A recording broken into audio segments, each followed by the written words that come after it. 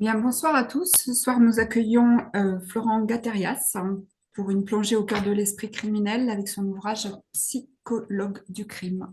C'est à vous. Alors, bonjour Monsieur Gaterias. Nous avons aujourd'hui l'honneur de vous accueillir dans le cadre de ce séminaire consacré à la compréhension du comportement criminel et de ses enjeux. Je vous avoue que votre parcours force le respect. Psychologue clinicien, psychocriminologue, vous mettez depuis plus de 15 ans votre expertise, dites-moi si je fais erreur, hein, votre expertise au service de la police judiciaire dans des enquêtes parmi les plus sensibles. Crimes de sang, délits sexuels, dérives sectaires. Vous exercez également en tant qu'expert auprès de la commission pluridisciplinaire des mesures de sûreté, où vous contribuez à l'évaluation de la dangerosité et aux décisions relatives à l'aménagement des peines. Votre engagement ne s'arrête pas là. Vous accompagnez en psychothérapie des personnes détenues condamnées pour agression sexuelle et intervenez dans des unités hôpitaux hospitalo-judiciaires auprès des sujets considérés comme dangereux. Enfin, votre ouvrage Psychologue du crime, publié en 2018 avec Emma Oliveira, apporte un regard lucide et rigoureux sur la pratique du profilage criminel et loin des représentations médiatiques. C'est pour nous un grand privilège de bénéficier aujourd'hui de votre expérience, de vos réflexions cliniques et de votre approche profondément humaine de la criminalité. Nous vous remercions vivement de votre présence parmi nous. Merci beaucoup. C'est à vous, Monsieur Merci, Gaterias. merci Madame Lejeune de cette présentation qui est quasi dithyrambique. Ceci dit, tout est vrai, mais c'est vrai que quand on cumule comme ça les expériences d'une vie professionnelle qui est assez riche, on obtient une liste assez fournie. Et encore, là, il y a que le principal, le secondaire n'est pas présent. Alors oui, je suis psychologue clinicien. Euh, J'étais formé il y a quand même maintenant un certain nombre d'années. Et j'ai rapidement évolué dans le milieu policier, essentiellement pendant des années, pour le recrutement et la formation des policiers, où j'ai développé tout ce qui était évaluation, outils de recrutement, outils de formation. Et parallèlement à ça, j'avais d'autres activités. C'était une période où on pouvait cumuler un peu plus facilement les différentes activités. Et dans ces activités-là, le dénominateur commun pouvait être résumé par le terme de criminologie. C'était les expertises judiciaires, c'était le travail en unité pour malades difficiles, euh, on met les malades dangereux. C'était aussi donc cette expérience qui a duré 11 ans auprès d'agresseurs sexuels au sein de la prison de Fresnes, sur un programme thérapeutique pilote assez unique. Il existe d'autres types de thérapie collective, mais celui-ci était vraiment spécifique, inspiré du modèle de l'Institut Pinel de Montréal sur la prévention de la récidive. Alors effectivement, d'autres activités venaient en complément. Et c'est pour ça que j'ai présenté à un moment donné à la police judiciaire un projet euh, qui était celui de m'engager pour créer ce que l'on pouvait appeler, à l'instar d'autres polices, l'analyse comportementale. Alors l'analyse comportementale, c'est la dénomination qui a été créée par les enquêteurs du FBI à partir des années 70 pour spécifier ce travail de compréhension des actes criminels, non pas de compréhension de la personnalité, mais des actes mêmes, euh, pour pouvoir essayer de, de pouvoir euh, profiler, le terme n'était pas encore présent à tout départ, mais de profiler des auteurs de crimes. Alors, ils ont commencé par les auteurs de meurtres en série. Je ne sais pas si vous avez vu la série Mindhunter, mais même si elle est romancée, elle retrace relativement bien le début de cette pratique au sein du FBI. Et de là, on a été créé cette unité qui s'est appelée, c'était pas son nom au tout début, mais s'est appelée ensuite la Behavioral Analysis Unit, l'unité d'analyse comportementale, et tous les services de police comparables dans le monde ont réutilisé cette dénomination d'analyse comportementale. Quand je suis arrivé moi, en 2009, euh, j'avoue que je n'aimais pas beaucoup cette dénomination d'analyse comportementale qui, normalement, est spécifique pour les officiers de police judiciaire, enfin en tout cas les enquêteurs qui se sont formés au profilage. Je voulais y apporter une dimension plus psychologique et j'ai rajouté ce terme-là, le qualificatif de psychocriminologique pour montrer que le travail que je voulais développer au sein de la police judiciaire ne s'arrêtait pas uniquement à l'analyse comportementale et au profilage, qui ne représente qu'une petite partie, mais partie qui est souvent très médiatisée, qui est importante, qui nécessite un travail approfondi, mais qui n'est pas le fond du travail d'analyse des dossiers criminels. J'en reparlerai.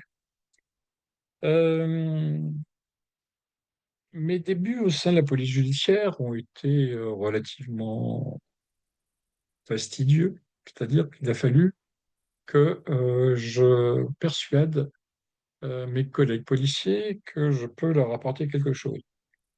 Ça s'est fait progressivement, petit à petit, mais avec une intensité toujours augmentante. À tel point d'ailleurs que 2 ans plus tard, j'ai dû recruter une collaboratrice qui était Emma Oliveira, avec qui j'ai écrit ce livre il y a maintenant 5 ans, 6 ans. Et puis ensuite, j'ai pu augmenter mon unité à 5 psys. 5 psys que j'ai choisis tous pour être des cliniciens connaissant le monde de la police et de la criminalité. Euh, des cliniciens parce que justement, ce qui m'intéresse, ce n'est pas uniquement l'application de grilles catégorisant les outils, catégorisant les personnalités criminelles, mais essayer de comprendre, d'aller plus loin et de donner un sens aux actes, certes en partant des grilles, parce que ça permet d'avoir une base d'analyse, mais encore une fois, si on s'arrête là, ça ne va pas très loin et on obtient des choses qui sont relativement communes, sans grande utilité pratique pour les enquêteurs parce que on obtient des généralités. L'avantage des généralités, c'est que ça rentre dans une sorte d'effet Barnum où chacun lisant ces interprétations-là, il trouve une part de vérité tellement elles sont générales. Et je voulais effectivement éviter ce biais-là et essayer d'aller plus loin. Alors, le travail en psychologie au sein de la police est assez compliqué. C'est assez compliqué pour plein de raisons, notamment par la place qu'un psy peut entretenir au sein d'une institution qui n'est pas faite pour lui. J'ai été recruté au départ dans la catégorie des seuls psychologues qui existaient, qui étaient ceux qui s'occupaient du recrutement et de la formation des policiers. On servait, il faut quand même le dire, de garantie à la qualité du recrutement des policiers, de parapluie quasiment. mais ça n'a pas toujours été évident et j'ai moi-même construit des outils pour le recrutement avec des pressions pour aller dans un sens ou un autre. Ces pressions-là, bon, ça doit être mes origines auvergnates, mais je suis relativement têtu. Et j'avoue que quand je pense qu'une voie professionnelle est la bonne, on a du mal à m'en faire changer. Bon, ça m'a valu aussi bien quelques inimitiés, mais passagères, que une certaine réputation professionnelle que j'ai pu faire au sein de cette institution. En ce qui concerne mes expériences par ailleurs, parce que finalement c'est ça que j'ai pu vendre au sein de la police judiciaire, le travail que j'ai pu faire en unité pour malades difficiles était à la fois un travail d'évaluation, mais aussi un travail thérapeutique auprès des patients euh, qui sont pour la plupart enfermés sous contrainte et qui ont commis des actes que les autres services de psychiatrie ne peuvent pas gérer parce que c'est généralement une violence excessive. Il y avait aussi quelques détenus qui étaient présents, ce qui n'est plus le cas maintenant du fait de la création des UHSA, hein, les unités hospitalières spécialement aménagées, qui sont des unités euh, psychiatriques pour les détenus qui sont gérées par l'administration pénitentiaire pour la sécurité, mais qui sont des unités médicales pour tout le reste. Et celle de la région parisienne, celle de Juifs, est juste à côté d'ailleurs de l'UMD Henri Collin, qui, qui- qui est un petit peu le modèle initial. C'est cet accompagnement de personnalités un peu extrêmes, parce qu'il y avait des actes extrêmes commis en leur sein, était assez intéressante parce que ça m'a permis de rencontrer une population qui commet ce qui horrifie la plupart des gens. Euh, J'avoue que dans ma pratique professionnelle, j'ai toujours essayé de ne pas m'ennuyer. Et pour ça, j'ai eu différents types d'activités. Je,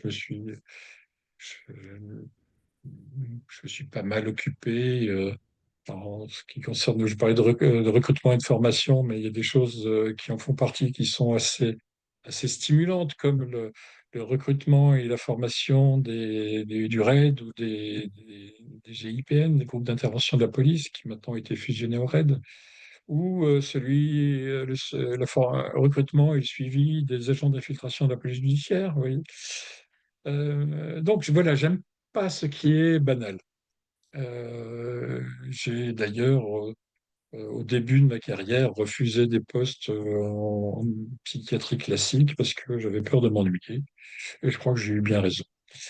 D'autant que ça m'a donné une expérience très particulière pour des populations pour qui la violence est au cœur de l'interrogation que l'on peut avoir sur eux. La violence, moi, je pars un peu dans tous les sens, mais vous me rattraperez par les questions par la suite. La violence est au cœur de mon interrogation, et ceci depuis mon adolescence. C'est pour ça que je suis devenu psychologue. Comprendre la violence humaine m'intéresse. L'homme est un animal violent. Je pense que la civilisation cadre cette violence, mais qu'elle est sous-jacente à la plupart des comportements humains, quitte à ce que cette violence soit sublimée d'une façon ou d'une autre. Et c'est justement ce que l'on essaye de faire la plupart du temps, la dévier ou la sublimer. Unité pour malade difficile, et puis bon, j'ai rencontré des personnages très, très hauts en couleur et notamment dans l'expression de leur violence interne que l'on essayait de calmer, de cadrer, et ensuite, petit à petit, de traiter par la thérapie, en plus du traitement psychiatrique classique. Après cette expérience en UMD, j'ai travaillé aussi donc au sein du SMPR de la prison de Fresnes, le service médico-psychologique régional, sur un programme thérapeutique innovant pour agresseurs sexuels. Alors la particularité de ce programme, c'est que nous utilisions donc, comme je vous l'ai évoqué tout à l'heure, euh, euh, des techniques issues de l'Institut Pinel à Montréal et qui intègrent différentes approches. Des approches comportementales, des approches cliniques, des approches plus psychanalytiques, une approche comment ça s'appelle, sur tout ce qui est habileté sociale, donc plus hygiène et compagnie. Enfin bref, une approche globale. Je vois une question. Y aura-t-il une session questions à la fin ou pas? Oui, oui, bien sûr. Il y aura des questions. Oui, bien évidemment, sinon ce serait pas drôle. Oui. Euh, et cet ensemble de, d'approches se complétait à raison d'une séance par jour par personne détenue, détenue ou prévenue. Ça fait sur une session de 6 mois à peu près une centaine de séances thérapeutiques. Donc, on peut dire qu'il y a une certaine condensation, intensification des actes thérapeutiques. Et c'est vrai que le but, c'était de ne pas laisser les détenus souffler. Ils étaient dans une structure à part de la prison, un petit peu au calme de la vie de la prison, mais avec cette obligation de travail. Alors, ce qui est intéressant, et ce que j'ai pu voir aussi, c'est que les demandes étaient très diverses chez ces détenus. Alors, tout type d'agresseur sexuel, hein, vraiment, il n'y avait pas de différenciation. Il y a d'autres structures, je pense au travail que fait Roland Coutenceau à la Garenne-Colombe, où il différencie les formes d'agresseurs sexuels pour faire des groupes de parole. Là, non. Là, et c'est volontaire pour pouvoir profiter des dynamiques issues des uns et des autres. Je peux en parler si vous voulez, mais c'est pas le sujet principal, mais c'est intéressant. Euh, Nous étions donc en gros 5 thérapeutes, plus deux, enfin, dans les 5, il y avait euh, ça fait 6 si on compte tous les infirmiers. Et ce programme-là, c'est cette thérapie sur 6 mois, euh, se posait assez vite à nos yeux la question de l'évaluation d'efficacité. Or, malgré toutes nos tentatives, on n'avait pas de retour de la part de la justice, de l'administration pénitentiaire, de la justice de façon générale, sur ce que devenaient les personnes que nous avions suivies après coup. Ça posait plein de problèmes, c'était pas impossible, mais ça a été tellement compliqué qu'on n'a jamais réussi à avoir ce type de retour. Ce qui fait que personnellement, j'ai mis en place un système d'évaluation en début et en fin de thérapie avec des outils censés mesurer les, les échelles, enfin, les comportements que l'on considère généralement comme étant le plus impliqués dans l'évolution des personnalités qui entament ce type de travail. Et donc passer en début et en fin pour voir l'évolution. Ça ne vaut qu'au sein de cette structure, mais ça permet d'avoir des échelles qui permettent de voir les changements mis en place. C'est pas le sujet aujourd'hui, je pourrais vous en parler un autre jour, mais ça a permis d'avoir une vision assez intéressante des changements de comportement, des changements, parce que c'est ça qui nous intéresse, hein. Ce qui nous intéressait, c'était la diminution de récidive. De voir ces changements de comportement en fonction du type criminologique. Parce que les individus, globalement, avaient des catégories particulières, euh, de types de personnalités différentes qui correspondaient au type de criminologie. Par exemple, on avait des personnalités au sein du groupe des incestueux qui étaient différentes des pédophiles agresseurs de petites filles, qui étaient eux-mêmes différents des pédophiles agresseurs de petits garçons, qui étaient eux-mêmes différents des agresseurs de femmes adultes et qui eux-mêmes étaient différents des agresseurs d'hommes. On en avait moins, mais on en avait quand même. Voilà. Donc, ça donne une connaissance de la personnalité criminelle qui est bon, spécialisée dans les crimes de sexe. Il y a eu, parmi les patients que j'ai suivis, quelques meurtriers, mais très peu sur l'ensemble, heureusement. Euh, donc, c'est ce savoir-faire-là, cette expérience-là que j'ai proposé à la police judiciaire pour développer ce qu'ils n'avaient pas encore, c'est à savoir cette unité d'analyse comportementale.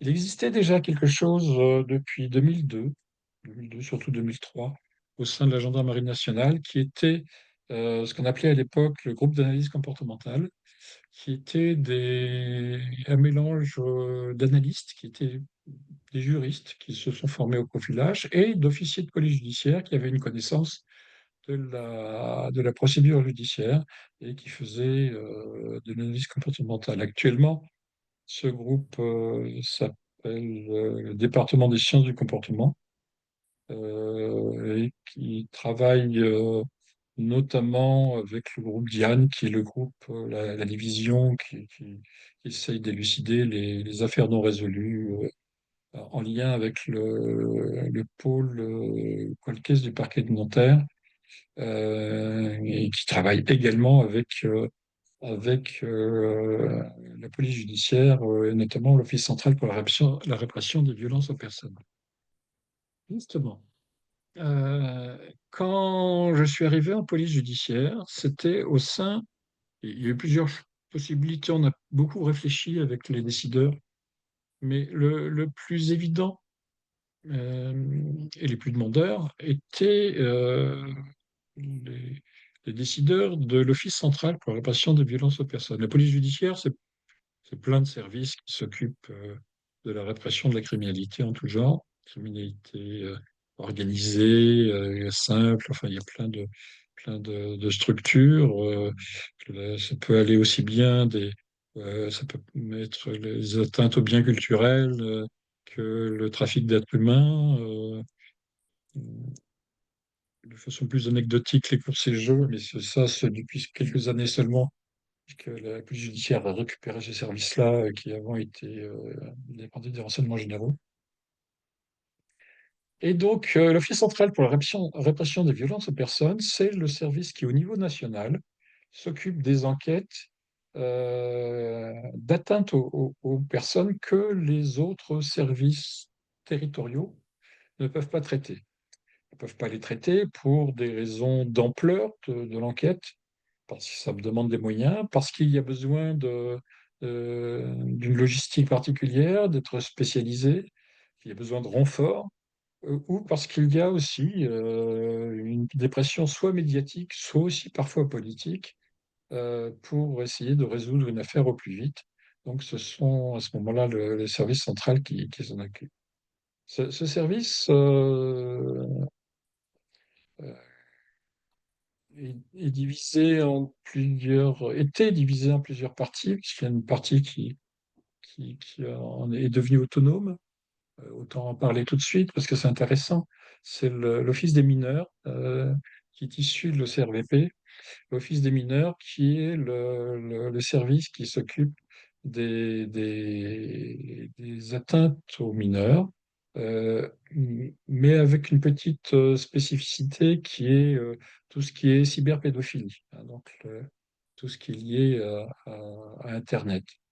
Il y a une autre particularité aussi, c'est les Français qui commettent des actes pédophiles à l'étranger. Il y a un comité de réception qui est fait ensuite pour les accueillir de nouveau dans leur patrie. Mais le CRVP, c'est essentiellement des groupes d'enquête homicide spécialisés dans les séries, crimes en série. Alors les crimes au sens du droit français, hein, ce ne sont pas que les homicides, c'est aussi tous les crimes sexuels. Et il y en a bien plus que de meurtres en série. Euh, J'allais dire heureusement, il n'y a pas à comparer de catastrophes, hein, mais c'est vrai que les meurtres en série en France sont relativement peu nombreux. Il y a actuellement quelques procès, je pense un sur lequel j'avais travaillé d'ailleurs, qui est en cours, qui est l'affaire Péchier à Besançon. C'est un anesthésiste qui, s'il est condamné, serait le plus gros tueur en série de France. S'il est condamné. Et peut-être innocent. C'est en tout cas ce qu'il dit. Donc les crimes en série, les crimes complexes. Alors les crimes complexes, ce qu'on entend par ceci, c'est en gros tout ce qui est cold case, en gros, pour faire simple, c'est-à-dire les dossiers qui soit sont trop vieux et ne sont plus traités par les services territoriaux, mais qui nécessitent d'être quand même suivis, parce que ce sont des dossiers importants et qu'on sait qu'on pourra peut-être en tirer quelque chose, ou effectivement des dossiers extrêmement importants qui nécessitent d'être travaillés encore et encore. Et c'est souvent le fond de travail euh, de ce que l'on peut faire au quotidien. C'est-à-dire quand une affaire n'est pas chaude et qu'on travaille entre deux dossiers, c'est souvent sur ces dossiers-là que l'on travaille. Il y a aussi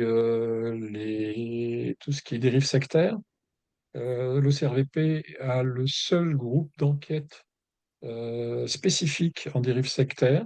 Tous les services de France peuvent enquêter sur les dérives sectaires, mais celui-ci est formé et est particulièrement euh, à la pointe de ce travail-là. C'est un petit peu le bras armé des Miviludes, hein, la mission de vigilance et de lutte envers les dérives sectaires, qui est une mission interministérielle, qui manque de moyens en ce moment, qui va un petit peu mal, mais qui fait un travail intéressant et notamment de vigilance par rapport à ce qui peut se passer sur l'ensemble du territoire à ce niveau-là. Tac, tac, tac, je sais qu'il me manque quelque chose, mais c'est pas grave, ça reviendra. Mais on a là le principal de l'activité. Toutes ces, euh, tous ces domaines de criminalité ou de délinquance, hein, dérive sectaire, c'est plus de la délinquance que de la criminalité. Tous ces domaines-là sont susceptibles d'être éclairés par une analyse psychologique qui peut être faite au service soit de la recherche des auteurs, soit simplement de la compréhension des personnalités et des actes pour pouvoir mieux cerner le dossier en tant que tel et tout ce qui va avec, quoi. C'est un travail qui est préparatoire au travail d'expertise judiciaire. Alors, les deux peuvent se cumuler. Je pouvais faire. Moi, je suis à la retraite depuis 3 mois, mais ça ne m'empêche pas de continuer à travailler sur le domaine et surtout d'enseigner d'ailleurs, en université notamment. Et l'expertise judiciaire est un petit peu le complément. Alors, j'en ai pas parler non plus, mais j'ai quand même plusieurs décennies d'expérience, d'expertise judiciaire. C'est beaucoup de travail pour, euh, pour pas grand-chose au niveau rémunération. C'est un petit peu ce que disait Jean-Luc Biot dans l'affaire Outreau, ce qu'on lui avait beaucoup reproché. Jean-Luc Biot est un expert de Rouen, particulièrement reconnu. Mais c'est intéressant, puisque vous voyez un petit peu que toutes ces cordes peuvent se tendre sur le même arc et donner une vision complémentaire, différente. Alors, dans le livre dont a fait part Madame Lejeune, là, qui a bien voulu me convier à cette présentation ici, on a eu à ce niveau-là quelques discussions assez intéressantes. Mais dans ce livre, avec ma collègue qui est devenue une amie, qui est donc la première des psychologues que j'ai recrutée au sein de mon unité, nous présentons 5 cas qui sont là uniquement pour illustrer notre façon de travailler. Ces 5 cas, il pourrait y en avoir d'autres. D'ailleurs, nous sommes en train de réfléchir à l'écriture d'une suite. L'avantage de cette suite, c'est qu'elle sera notre liberté de parole maintenant est beaucoup plus importante. Donc, on pourrait exprimer des choses sur lesquelles on s'est un petit peu restreint à l'époque. Mais 5 cas qui sont des cas d'affaires qui se sont résolus au fil du temps, soit dans la chaleur de l'événement, comme c'est le cas, vous a été le cas dans le cadre du tueur de l'Essonne, hein, qui avait tué 4 personnes.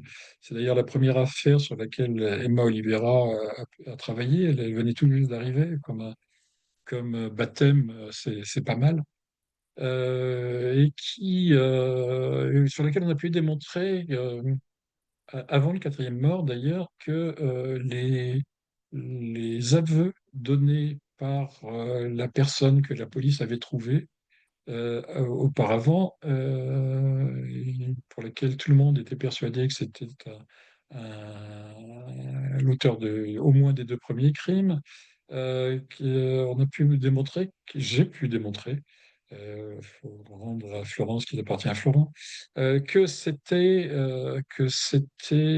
des faux aveux, comme ça arrive parfois, et que le travail d'enquête était aveuglé par quelques éléments de preuve qui se sont avérés être relativement fausses.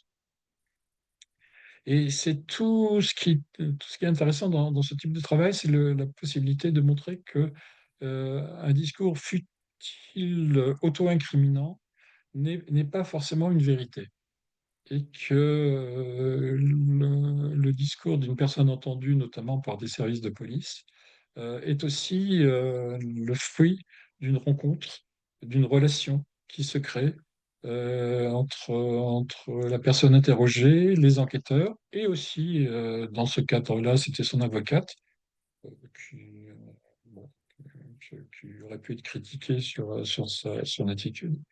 Et c'était intéressant, ce qui a permis de dériver sur d'autres types de pistes, et notamment sur celui du vrai tueur, qui a d'ailleurs tué une quatrième personne entre-temps.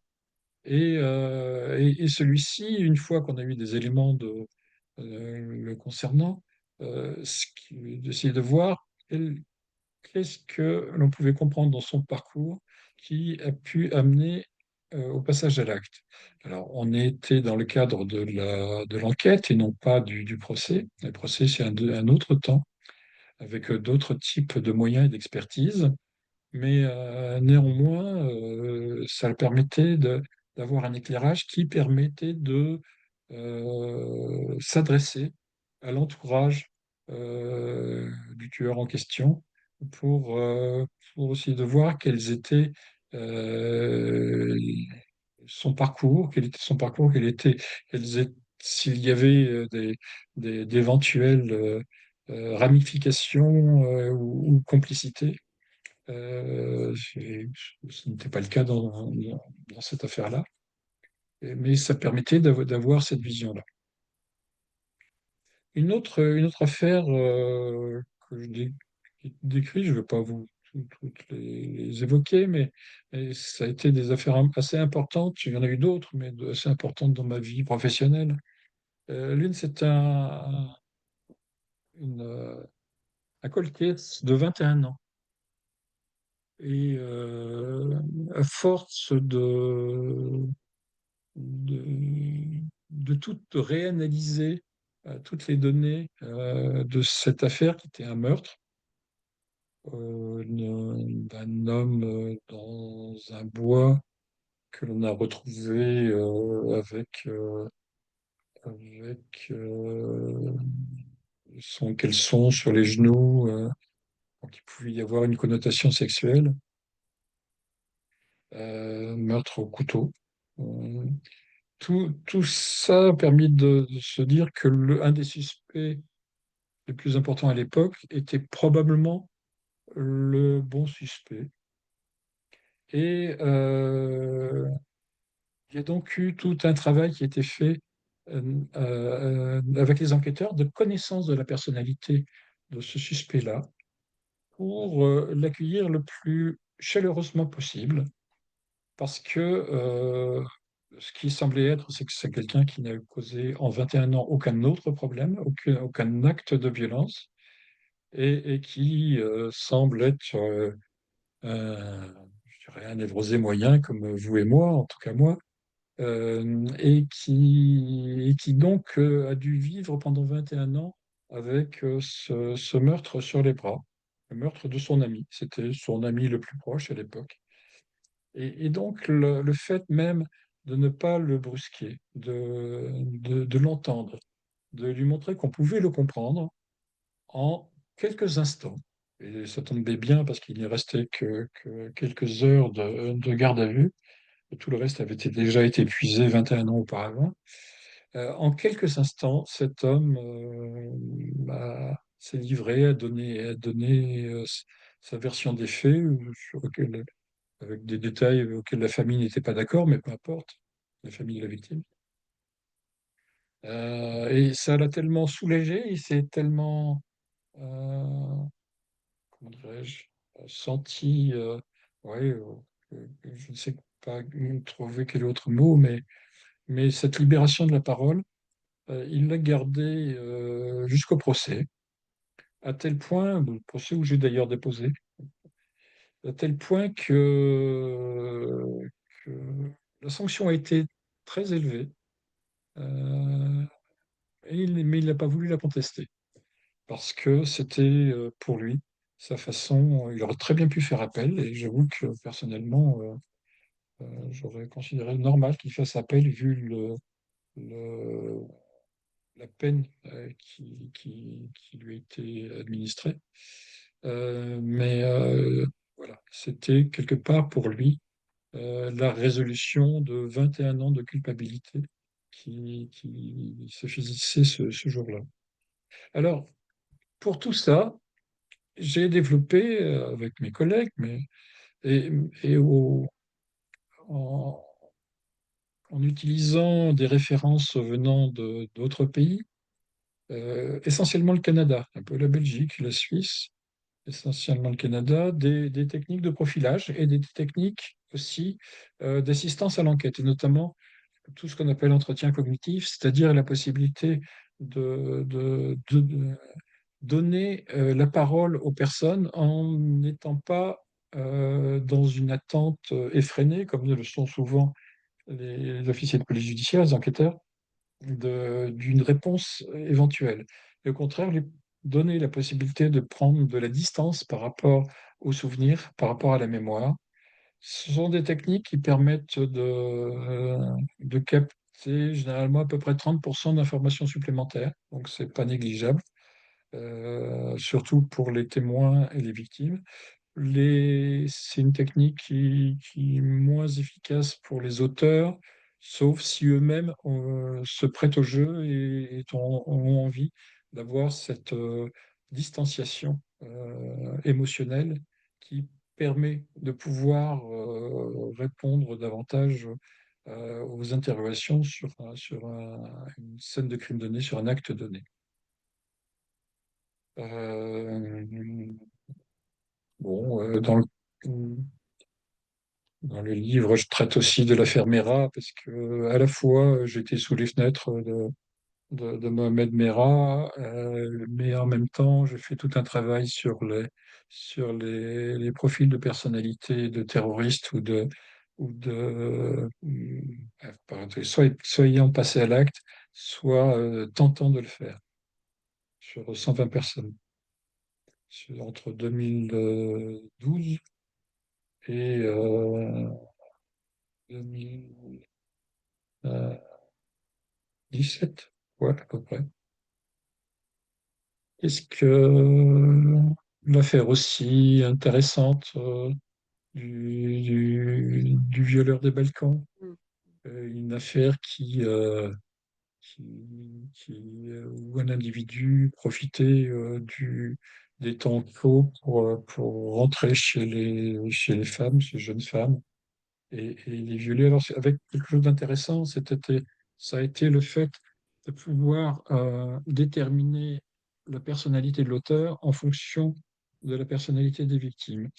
L'auteur s'adaptait à ses victimes, c'est-à-dire que, et ça, c'était très dur à entendre et à vivre pour certaines victimes, c'est que d'autres refusaient de se faire violer par l'auteur et l'auteur partait. Celles qui étaient sous le coup de la peur, de la terreur, ben, se laissaient faire. Et quand elles ont appris ça, c'était assez difficile à entendre pour elles. Mais ça permettait de voir que, en fonction de ce qui se passait, l'individu en question essayait d'établir un schéma de comportement correspondant à sa représentation de ce qui pouvait l'exciter, sexuellement en tout cas. Cette représentation donne des actes que l'on peut qualifier de signatures. Il est vrai que dans les meurtres, les crimes en série, le mot signature est sujet à caution. Et on déterminait ces fantasmes-là, quelque part, en fonction de sa façon de réagir au comportement des victimes. Donc c'était intéressant de connaître les victimes pour pouvoir connaître davantage l'auteur. Dans cette affaire-là, d'ailleurs, c'est une technique. Alors c'était moi, cette fois-là, qui avait interrogé une victime, qui avait utilisé aussi une technique d'entretien cognitif. Et en faisant ça, la victime s'est rappelée d'un détail qu'elle n'avait pas communiqué précédemment aux enquêteurs, qui est le fait qu'elle s'est levée, qu'elle a vu une camionnette avec un homme monté dans une camionnette et partir, alors que cet homme venait de l'agresser. Elle n'était pas sûre que c'est lui. Donc c'est pour ça qu'elle n'en avait pas fait part auparavant. Et c'est grâce à cette connaissance de ce détail-là que l'on a pu retrouver l'individu. Voilà un petit peu ce dont je parle. Ce qui est vrai, c'est que tout ça passe par des analyses. On parle beaucoup de psychopathologie dans ce travail-là. L'influence de la personnalité, des troubles du comportement notamment, avec tout ce qui est du domaine de la psychopathie, des états limites, de la perversion, sont extrêmement importants. On a très peu de, de paranoïaques et de schizophrènes, de psychotiques de façon générale.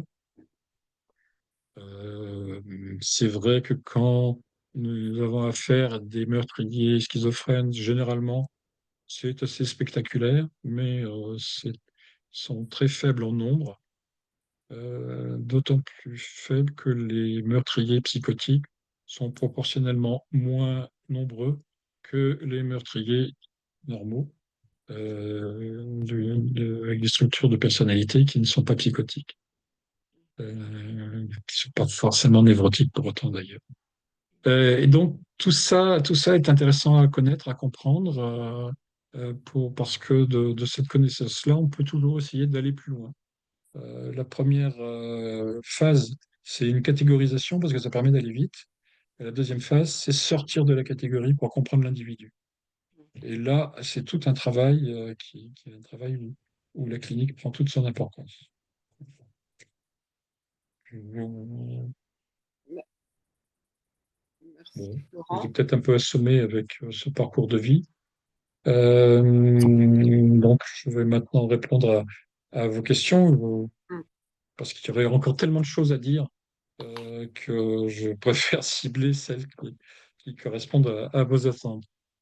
Merci Florent. Alors, euh, avant de laisser la parole à mes collègues, j'ai préparé trois petites questions. Déjà, une première question sur la pratique, hein. Dans votre expérience au sein de la police judiciaire, Si c'est possible, Madame Lejeune, une question l'une après l'autre, parce que ce sera ma une après l'autre. ma mémoire ressemble à celle des poissons rouges. Ce sera l'une après l'autre. Merci. Alors, sur la pratique, dans votre expérience au sein de la police judiciaire, quel a été le cas le plus formateur pour vous et pourquoi? Si je puis me permettre cette question. Le plus difficile, c'est pas forcément le plus formateur, le plus difficile, c'était l'intégration dans le fonctionnement d'une institution qui n'était pas faite pour moi. Hmm. Donc, convaincre. Je travaillais avec des policiers qui, pour certains, étaient hostiles à la psychologie et d'autres très demandeurs.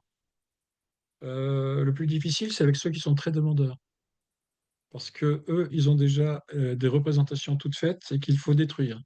Tandis que ceux qui sont hostiles, il faut simplement les convaincre. Et ça, c'est facile. Il suffit de montrer que ça marche. Donc, effectivement. Ensuite, le fait de côtoyer des criminologues étrangers. Euh, en- j'ai surtout, il y a deux grandes écoles qui ont ma faveur.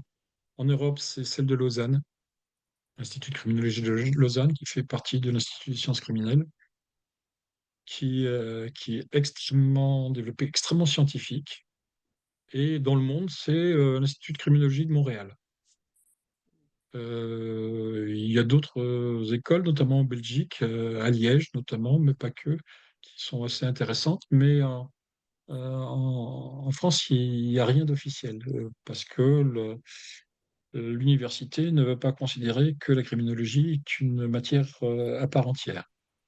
Donc, côtoyer des gens qui ont des formations qui sont extrêmement différentes de la mienne, c'est pas, les criminologues ne sont pas du tout des psychologues.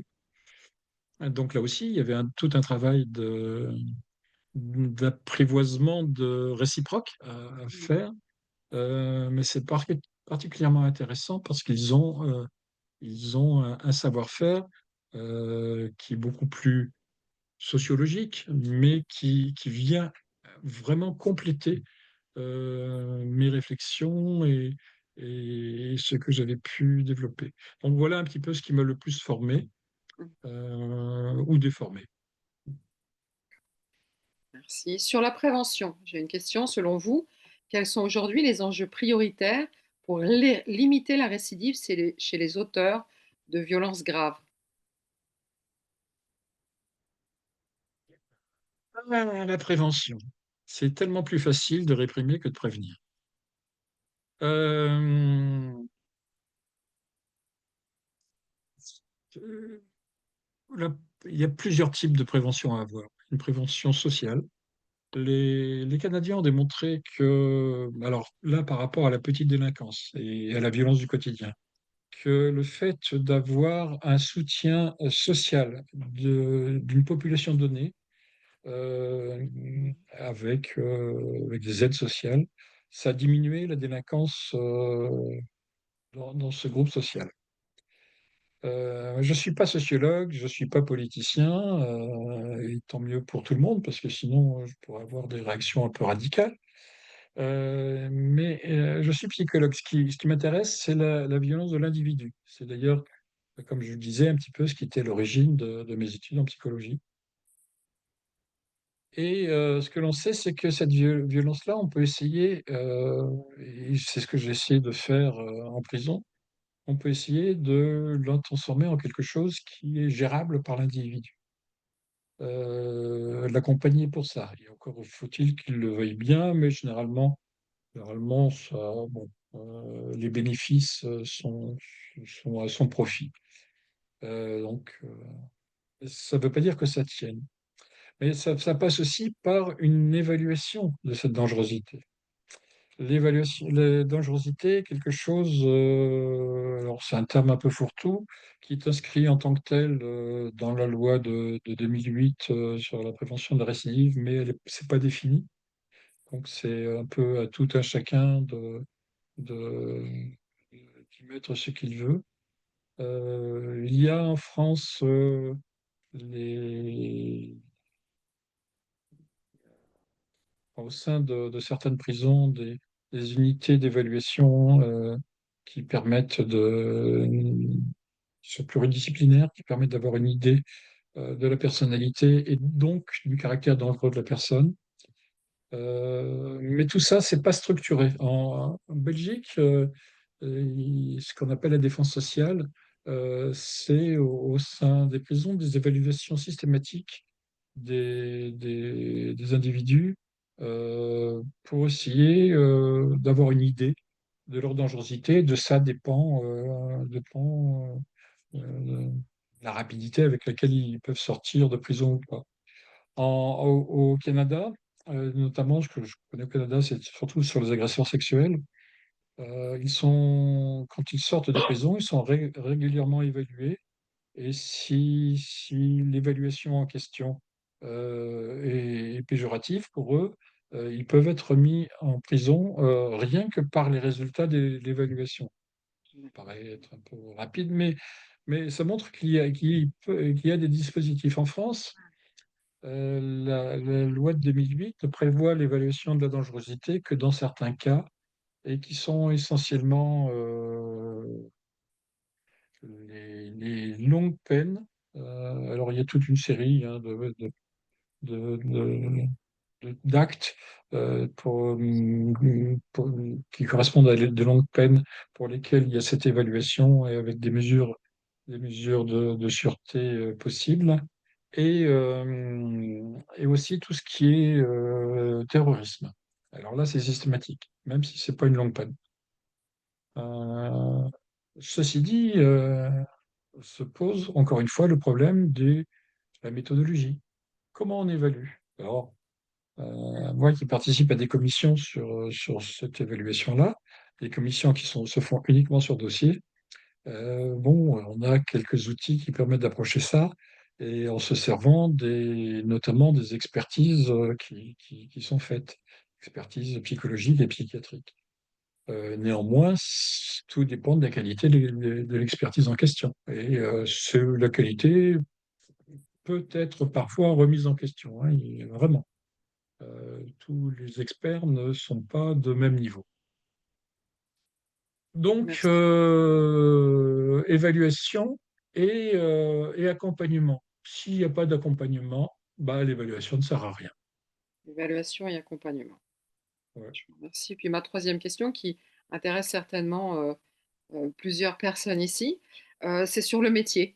Quels conseils donneriez-vous à de jeunes psychologues ou psychanalystes ou chercheurs qui souhaiteraient s'orienter vers la psychocriminologie?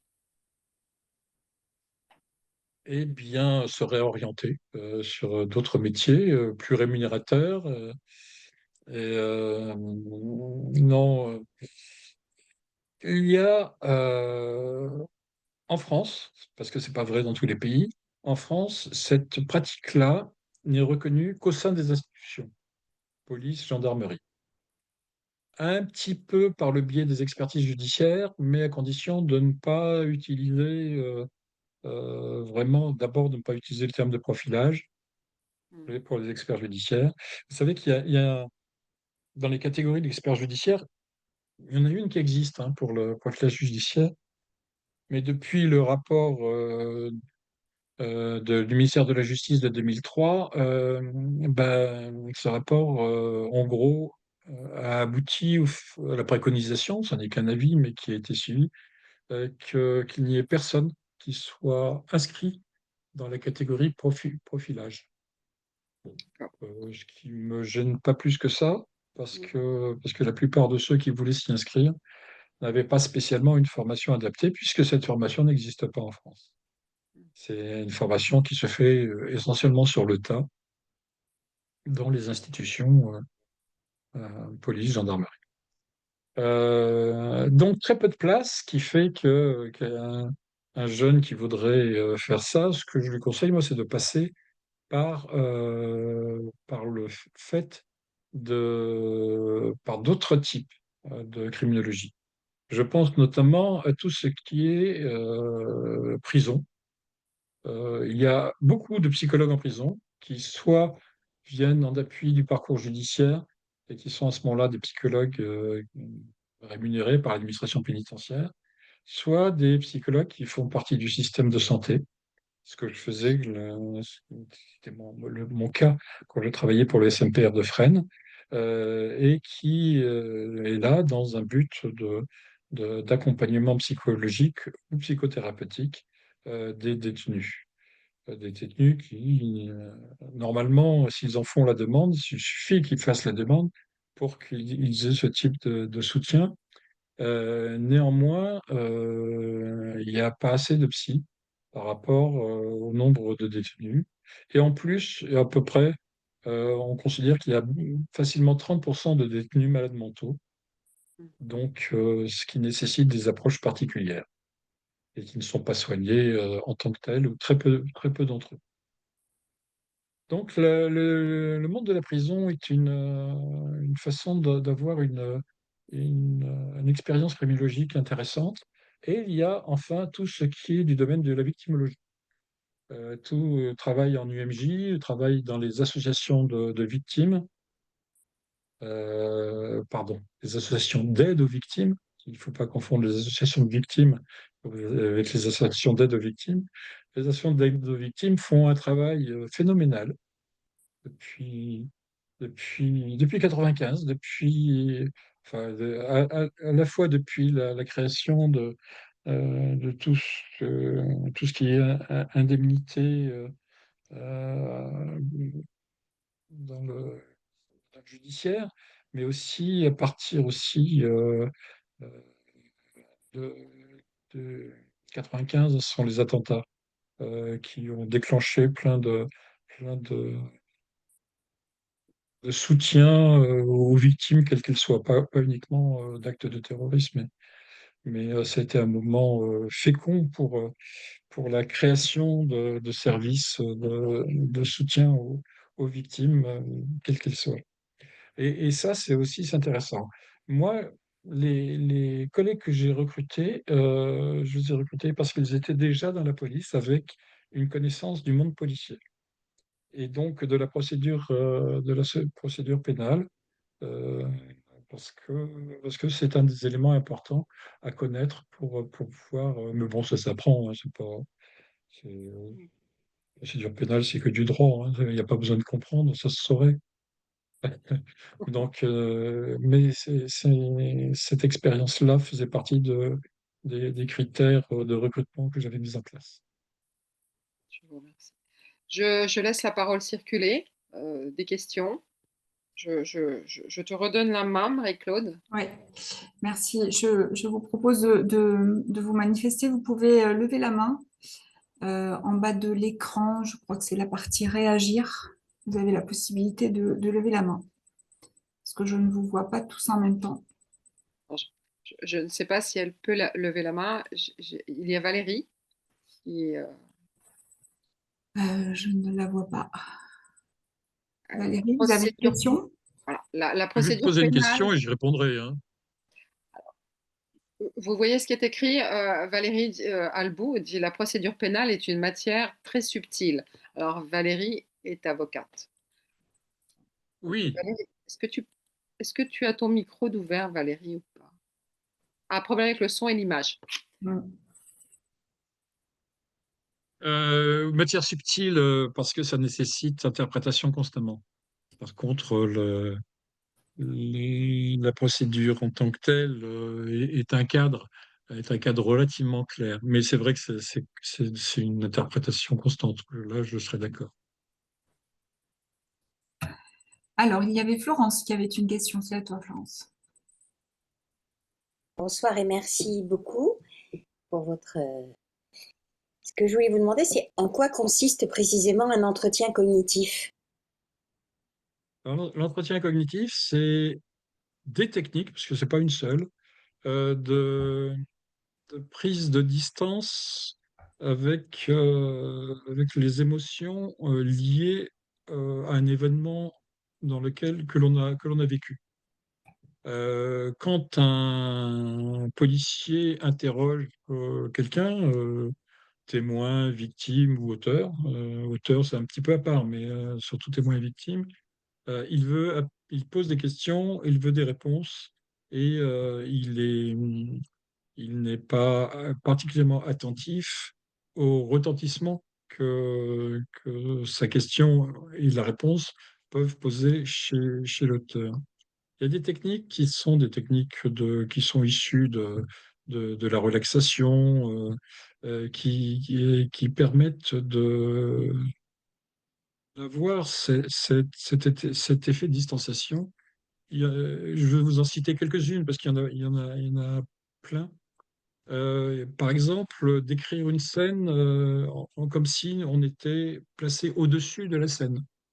Donc, ça veut dire créer une distance avec le schéma géographique de ce que l'on a vécu, qui oblige à se poser des questions sur ce qui se passe à ce niveau-là. Ça peut être simplement décrire la scène en se relaxant, en fermant les yeux et surtout en n'étant pas coupé dans cette description, ce qui est difficile dans un interrogatoire ou une audition de police. Et qu'est-ce qui... Ça peut être en essayant de raconter ce qui a été vécu de façon antéchronologique. Et donc, ça veut dire que chaque scène, alors le antéchronologique, ça marche forcément par séquence, à rebours, c'est quelque chose qui nécessite un effort cognitif qui fait que ça amène à des remémorations nouvelles, des souvenirs nouveaux, et qui viennent enrichir le discours. La dernière technique là de remémoration antéchronologique, partir à rebours, et d'ailleurs ce qui est le plus difficile pour quelqu'un qui ne dit pas la vérité, parce que il s'est construit une histoire et la raconter à l'envers est très difficile. Bon, c'est une des techniques qu'on peut utiliser quand on craint que la personne ne dise pas la vérité. Euh, voilà, prendre de la distance par rapport à l'événement et pouvoir rentrer quelque part en soi pour retrouver des sensations. Ça peut être aussi la recherche de sensations proprioceptives, comme des odeurs, des sons, que généralement on ne décrit pas lors d'un témoignage auprès des policiers, et qui sont pourtant extrêmement importants et ça donne des détails particuliers. Ça fait partie de l'entretien cognitif. D'accord. Merci beaucoup. Merci. Celui qui a le plus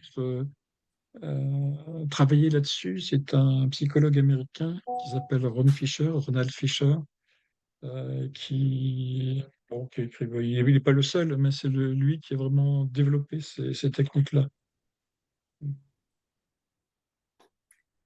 de Floride. Merci. Sébastien, une question pour vous également. Oui, bon, merci beaucoup en tout cas pour cette partie de vie passionnante. Moi, j'ai une question parce que vous avez cité tout à l'heure Mindhunter et j'avoue que j'ai pris plaisir à regarder cette série. Et corrigez-moi bien sûr si je dis une bêtise, mais elle avait pour but effectivement d'étudier afin d'anticiper des actes donc identiques de personnes je vais qualifier de malades, pour être simple.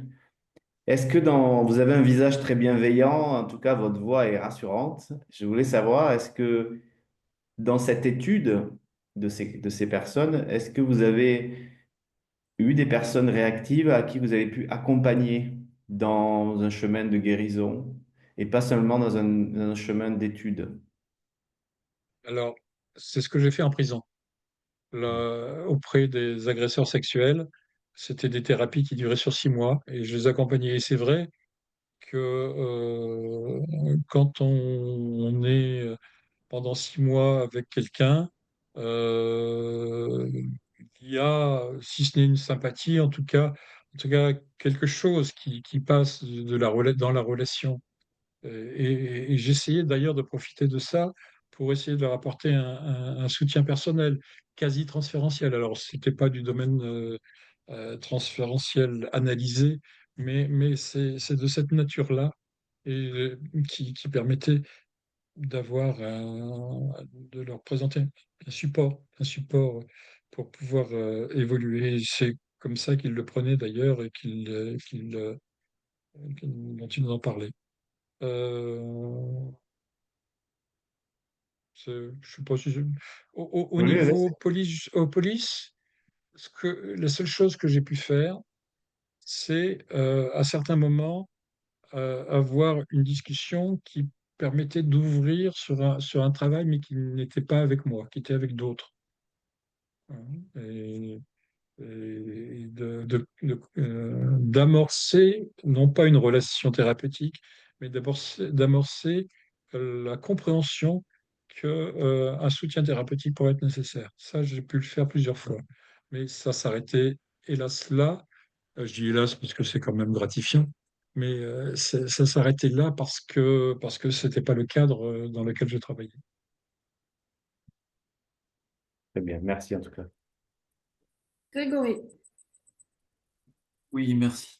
Vous avez mentionné tout à l'heure cette chose, les meurtriers psychotiques sont moins nombreux que les meurtriers Oui, normaux. Mais alors, oui. qu'est-ce qu'un meurtrier normal? C'est vous, par exemple, quand vous aurez une rixe avec quelqu'un et que par inadvertance, parce que vous aurez subi un coup de poing qui vous fera réagir d'une façon violente, ben vous aurez vous-même un acte violent qui aboutira à un meurtre. Euh, 80% des actes sont commis, sont des meurtres, ne sont pas des assassinats. Il y a 10% qui sont de la criminalité organisée, mais ça, c'est autre chose. Donc, on peut dire qu'effectivement, la majorité des homicides sont des situations de la vie courante qui dégénèrent. Et ces situations-là, euh, alors je ne dirais pas que tout le monde peut les commettre, c'est pas vrai. La preuve, il n'y a que 1000 homicides par an en tout en France à peu près. Et 1000 pour 67 millions de personnes, c'est peanuts. Hein, donc, c'est toujours trop. Oui, bien sûr. Mais ça montre bien que la plupart d'entre nous euh, sommes capables de réactions de violence, mais pas jusqu'à un certain point. On le voit notamment dans les affaires de violence routière, où chacun c'est probablement là où la violence du quotidien devient la plus excessive. Et là, heureusement, il y a des violences, mais peu d'homicides. Et merci. Et quant alors j'ai plus les chiffres en tête, hein, mais les psychotiques comme étant des meurtres, c'est c'est toujours marquant parce que les psychotiques ne se préservent pas. Ils sont totalement dans l'impulsivité et donc leurs actes sont spectaculaires et on les trouve très vite, trop facile. Ça vaut même pas le coup, c'est trop facile. Gabriel ou Gab. Oui, bonsoir, vous m'entendez? Oui. Oui. Bonsoir, Monsieur Gattarias, merci pour votre intervention. Alors, vous avez parlé tout à l'heure de faux témoignages incriminants. Alors, j'aurais aimé savoir quel est l'intérêt, donc, pour un présumé coupable, du moins, de faire des faux témoignages incriminants. Est-ce que c'est une forme de lâcher prise, comme un suicide, on a envie d'en finir plus rapidement, donc on en rajoute?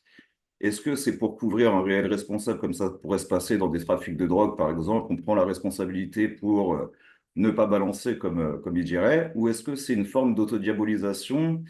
Il me semble que c'était Fourniret qui aimait bien faire ça, en rajouter des tonnes, et même se rajouter des choses qu'il n'avait pas faites pour se faire mousser un petit peu.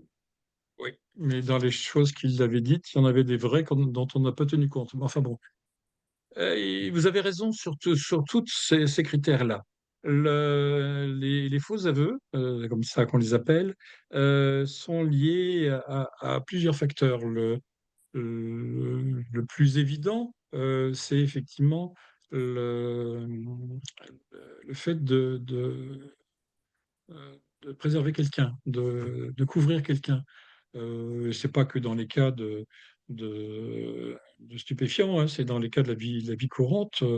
C'est quand ça peut être une façon de couvrir un proche, quelqu'un que vous aimez, en prenant les choses sur vous. Voilà, on le voit pas souvent, mais on le voit de temps en temps. Il y a beaucoup de films d'ailleurs qui montrent ce type de réaction où un parent prend sur lui ce que l'enfant a pu commettre. L'autre cas le plus fréquent, c'est la réponse aux pressions. Dans... Il est évident que les policiers veulent des aveux. Alors, on dit toujours que l'aveu n'est pas la reine des preuves, ouais, certes. Néanmoins, tout le travail policier est gratifié par l'obtention d'aveux. Ils sont à l'origine d'une certaine pression. Cette pression n'est pas totalement consciente d'ailleurs. C'est le tribunal, enfin, la Cour européenne de justice a reconnu que, non, c'est pas la Cour européenne de justice, enfin bref, une instance européenne de justice a reconnu que de toute façon, euh, les, les, les interrogatoires de police sont l'établissement d'un rapport de force, par définition, parce qu'on a affaire à des représentants de la loi qui veulent obtenir des éléments que seule la personne peut donner, dans la mesure de ses moyens. Ce rapport de force crée une pression et pour certains, cette pression est difficile à supporter. Dans le cas que je vous avais évoqué, qui est dans le bouquin, je n'en parle pas trop longtemps dans le livre pour ne pas trop incriminer les policiers qui sont à l'origine de ça. Dans ce cas-là, quelque part, c'est un pauvre type qui trouvait enfin des oreilles pour pour donner un sens à son existence, à sa vie. Donc c'était très existentiel pour lui.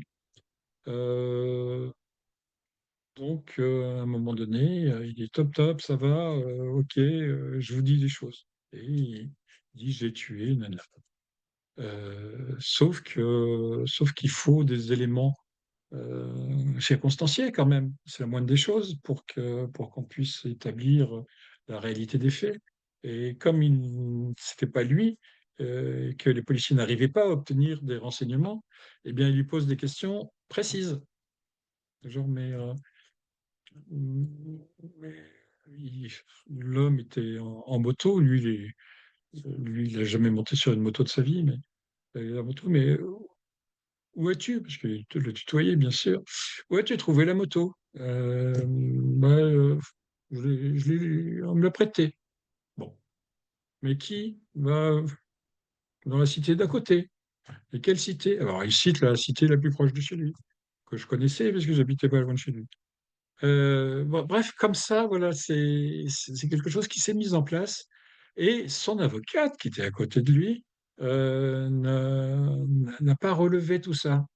Elle a, bon, sans vouloir être méchant, mais il y avait une avocate dans la salle, là. L'avocate était plus intéressée par la plastique de l'enquêteur que par son client, hein. Donc, forcément, ça aide pas. Eh ben, cet homme a fait quand même plusieurs mois de prison avant qu'on le libère. Mais ce qui était intéressant dans cette affaire, c'est que les enquêteurs, quand ils construisent une conviction personnelle, ils n'arrivent pas à en sortir. Et dans le cas présent, il se trouve que cet homme qui avait fait des faux aveux avait, avait eu des relations homosexuelles, entre autres. C'était le cas aussi du vrai meurtrier. Donc, il y avait un lien entre les deux, hein, comme si toutes les personnes qui ont eu des expériences homosexuelles se connaissaient. Et ils n'en ont pas démordu pendant des années.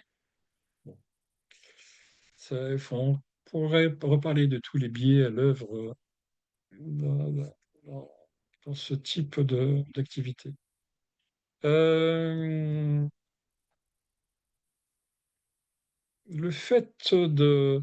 euh, c'est probablement la plupart des cas, hein, de- un mélange de faiblesse de personnalité liée à une pression subie. Et cette pression, elle est pas, c'est pas de la violence, hein, mais c'est quand même une pression. Et quand soit on est faible, fatigué, soit on cherche à donner un sens à sa vie, et quand on se dit, tiens, ça se pourrait être intéressant, eh bien, ça pourrait être effectivement amené à ce type de faux aveux. Très bien, alors, Mais merci. justement, alors donc, bon, c'est certainement quelque chose d'assez rare, une exception, cette avocate. L'avocat est certainement aussi là, et l'assistance de l'avocat dans le cadre des interrogatoires, un rééquilibrage entre, par rapport à cette pression subie. Oui. Moi, je faisais partie de la police judiciaire quand la loi a changé, que la présence de l'avocat était obligatoire. Alors, on m'avait demandé d'avoir tout un travail préparatoire sur justement cette présence de l'avocat pendant les interrogatoires, ce que ça pouvait changer, comment s'y préparer, etc. Et puis, on s'est aperçu après coup que non seulement ça ne changeait rien, mais que ça favorisait les choses. Parce que l'avocat, sa présence même, il n'a pas le droit de parler, hein, il a le droit de parler qu'après l'audition, qu'après l'interrogatoire.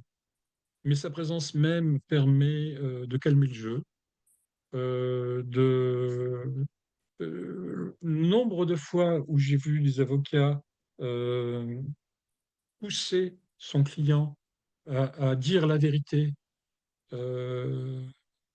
D'abord parce que c'est plus simple de défendre quelqu'un qui dit la vérité que quelqu'un dont on sait qu'il ment. Et puis c'est souvent un acte d'accompagnement quasi paternel de certains avocats qui veulent, euh, qui veulent comme ça que l'individu incriminé s'en sorte en disant les choses. Bon, et ce sera son travail ensuite de le défendre, de le plaider, mais donc la présence de l'avocat a plutôt été de favoriser les choses. Alors ça permet, enfin, ça nécessite de mettre en place des dispositifs particuliers, enfin euh, on préconise par exemple physiquement de mettre l'avocat derrière la personne entendue pour qu'il ne l'influence pas trop. Mais bon, mis à part des petits trucs comme alors j'ai vu que là, il y a une réaction de... Pardon, il y a Valérie qui avait une question à vous poser, qui vous demandait ce que vous pensiez de la justice restaurative. Je suis pas chaud. Alors, ça va bien. Le film, il est beau, hein. C'est plein de bons sentiments.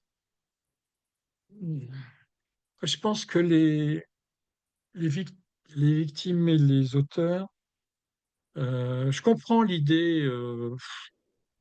Déjà, pour moi, la notion de pardon n'existe pas. C'est une notion de morale religieuse qui n'est pas une notion de relation humaine. Ça voudrait dire qu'on oublie les choses. Sûrement pas.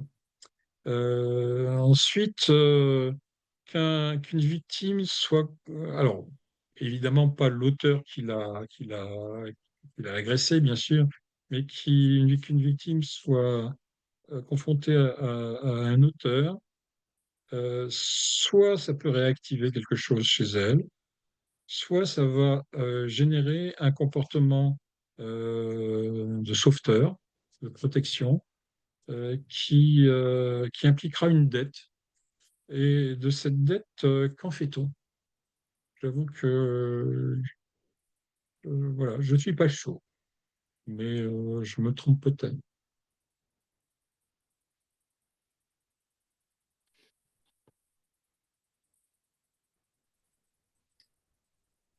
Merci. La Alors, demande de pardon émane des deux parties. Oui, c'est une demande de pardon. Mais une fois que la demande est exprimée, aucun des côtés ne l'accepte comme tel. Euh, Combien de fois entend-on oui, c'est facile de s'excuser, bien sûr. Ce que l'on veut, en fait, c'est pas une demande de pardon, c'est revenir en arrière. Et ça, c'est pas possible.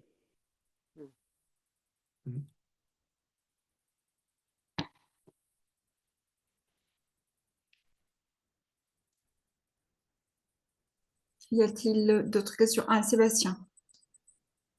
Oui, moi, c'est une question de curiosité, on va dire, dans le sens où de tout ce que vous avez vu de votre longue expérience, donc dans l'étude, dans l'accompagnement, vous avez cité qu'il y avait peu, on va dire, de, d'homicides par rapport, de tueurs par rapport à la population française, pour prendre la dimension de la France. Est-ce que vous, quel est au niveau de tous les psychotiques, au niveau des différents crimes que vous avez rencontrés, quel serait celui qui est en hausse? Quel type de problématique est dangereuse, que l'on pourrait anticiper? Vous parliez des pédophiles, et j'ai l'impression qu'on en entend parler de plus en plus, comme s'il y avait peut-être cet accès à l'Internet ou qui favorisait des choses, je ne sais pas. Quel est le type de crime aujourd'hui sur lequel en tant que psychanalyste, on pourrait peut-être anticiper, réagir, éviter. Qu'est-ce que vous pourriez nous dire là-dessus? Alors, on pourrait dire plein de choses, mais moi, ce qui a généré une réflexion assez importante de ma part et que je vous livre, c'est toute la réflexion autour de ces états qui font partie des troubles de la personnalité sans être une psychose pour autant, et que on peut classer. Alors, il y a plein d'appellations. Ça peut être état limite, borderline. Moi, j'aime bien les appellations de psychose blanche, ça c'est Green, ou de psychose normale, ça c'est Lacan. Mais tout ça, ça renvoie à peu près à la même réalité, c'est-à-dire des mécanismes de lutte contre l'émergence d'une angoisse intérieure désorganisante et qui se fait au détriment des autres. Et l'acte a une visée de soulagement pour celui qui le commet, ça marche, en tout cas un certain temps. Et ce type de personnalité-là, effectivement, aurait besoin d'être davantage connu. euh, parce que c'est assez insidieux. On a affaire à des personnalités qui, dans la vie de tous les jours, ont un comportement normal, mais qui, quand on gratte un petit peu, eh bien, il y a cette angoisse qui affleure et dont eux-mêmes ne savent pas quoi faire. Donc, je vous livre ça à votre réflexion, parce que là, je pense qu'une réflexion psychanalytique, un travail, je ne sais pas, mais en tout cas une réflexion psychanalytique, je suis sûr que ça peut aider à comprendre davantage les phénomènes qui se passent à ce moment-là.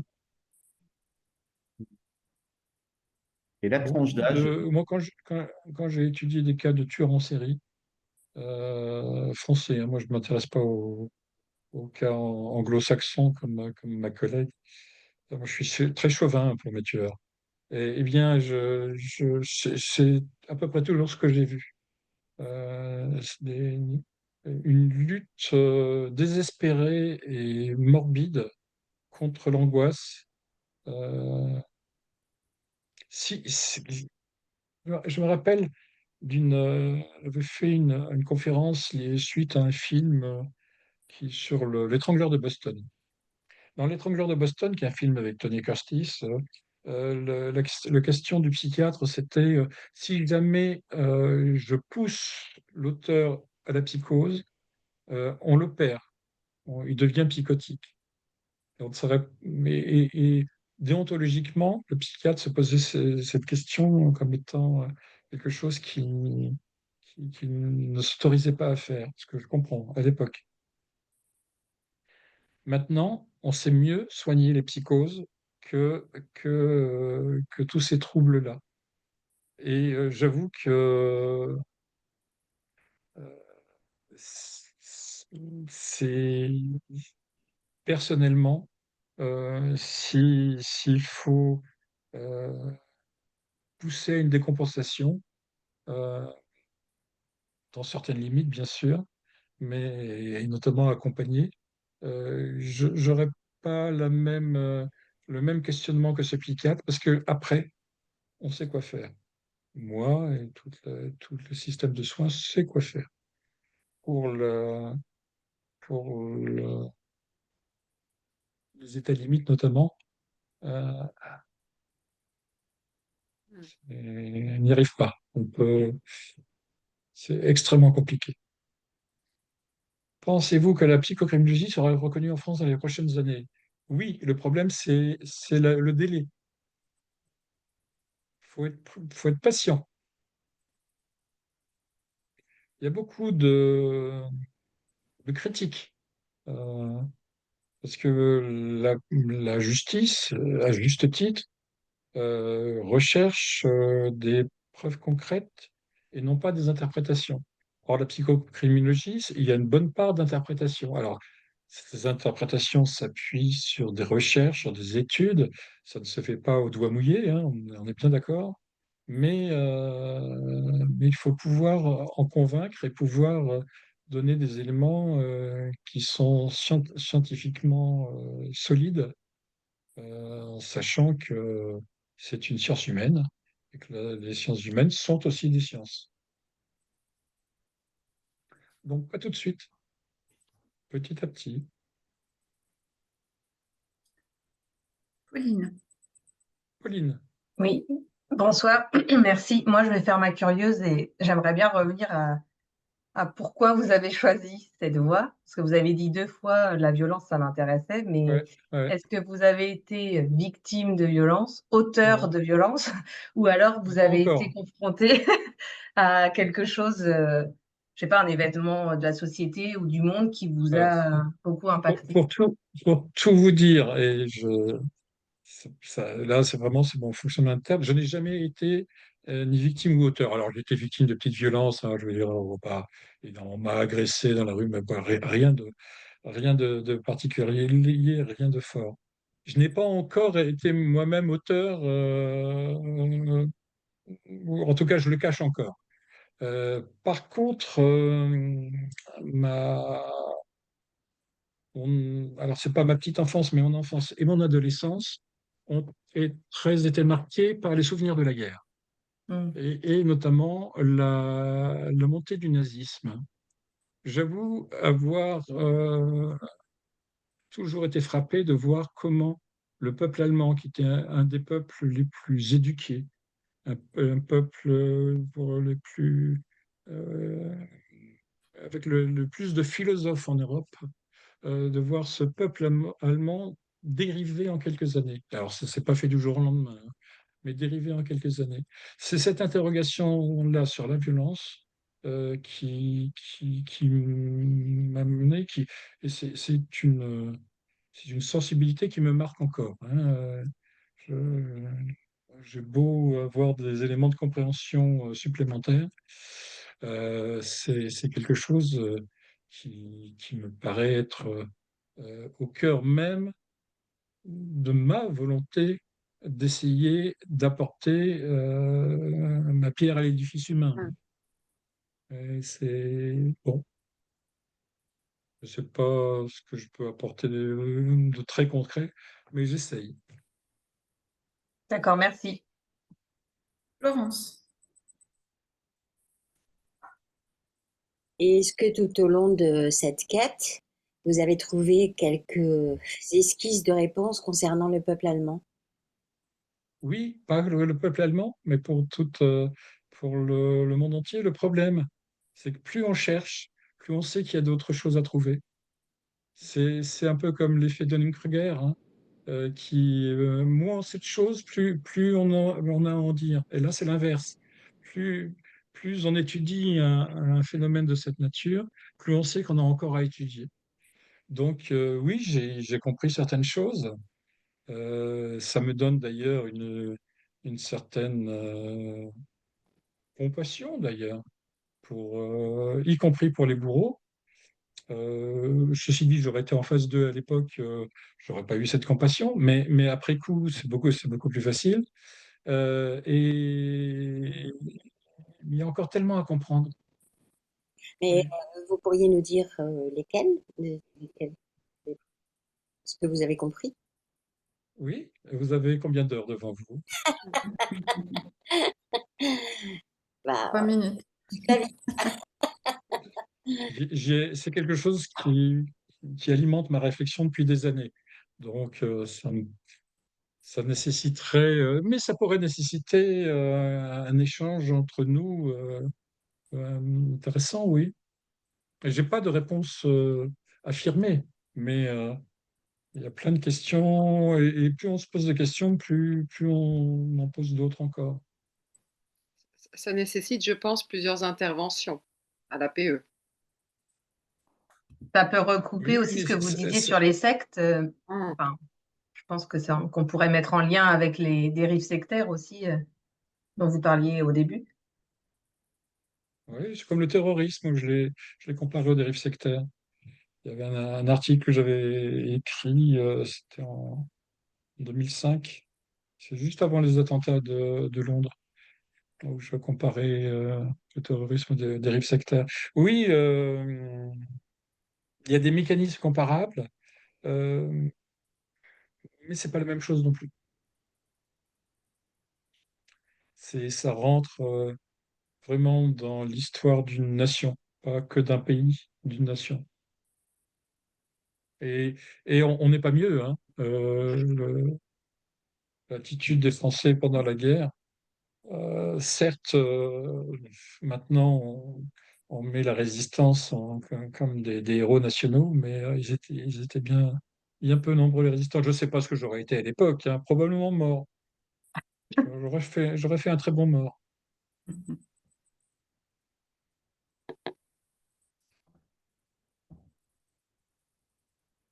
Nathalie, tu veux conclure? Oui, je vais conclure. Donc, je vais vous remercier toutes et tous d'avoir été présents ce soir. Et merci encore à vous, Monsieur Gatérias, d'avoir accepté de partager votre expérience de vie et ce métier de psychocriminologue qui, j'espère, comme l'a demandé Mathilde, sera un peu plus reconnu dans les années à venir. Merci beaucoup. Et à très bientôt Certains résistants ont eu à tuer À aussi, très ouais, mais je bientôt. suis de leur côté. bonne... Merci. Merci Merci à tous. et bonne Merci de votre semaine. attention. Merci de vos questions. Ça a été enrichissant pour moi aussi. Merci, vraiment. Merci, bonne soirée. Merci à Merci, bonne tous. soirée. Bonsoir. Ah, Au Au Michel. revoir à revoir. tous. Bonsoir, Au revoir. Sébastien. Au revoir. Au revoir, Au revoir. Natacha. Bonsoir. Au revoir. Au revoir tout le monde.